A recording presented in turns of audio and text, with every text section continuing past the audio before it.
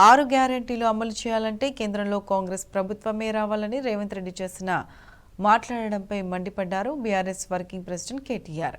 ఆయన వైఖరి చూస్తుంటే 6 గ్యారెంటీలపై చేతులెత్తేసినట్లు కనిపిస్తోందన్నారు. కేంద్రంలో బీజేపీని ఎదుర్కోవాలంటే కేవలం ప్రాంతీయ పార్టీలతోనే సాధ్యమన్నారు కేటీఆర్.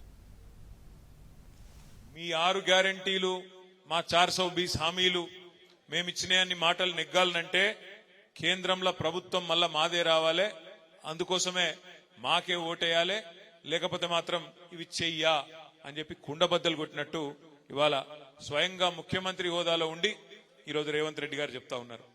ఒక మాట మీరు అందరూ కూడా దయచేసి ఆలోచించాలని చెప్పి నేను కోరుతా ఉన్నా. ఒక రకంగా చెప్పాలంటే ఈ ముఖ్యమంత్రి గారు మొన్న ఆయన చెప్పిన మాటలతో మనకు అర్థమయ్యేది ఏంటంటే ఆల్రెడీ చేతులు ఎత్తేసిండు, నాతోని నేను ఇచ్చిన హామీలు అమలు చేసుడు నాతోని కాదు అని నిజంగా కూడా చేతులు ఎత్తేసినట్టే అనిపిస్తా ఉన్నది.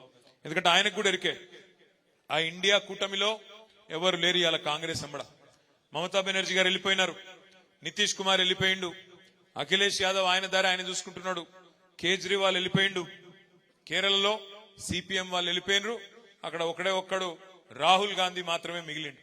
కాబట్టి వాళ్ళు వచ్చేది లేదు, సచ్చేది లేదు.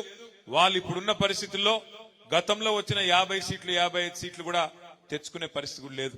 ఇవాళ నిజంగా కేంద్రంలో బీజేపీని ఆపే సత్తా ఎవరికైనా ఉంది అంటే బలమైన ప్రాంతీయ నాయకులు కేసీఆర్ గాని, మమతా బెనర్జీ గాని, కేజ్రీవాల్ గాని ఇట్లాంటి నాయకులకు ఉన్నది తప్ప కాంగ్రెస్ పార్టీకి ఆ సత్తా ఎంత మాత్రం కూడా లేదు.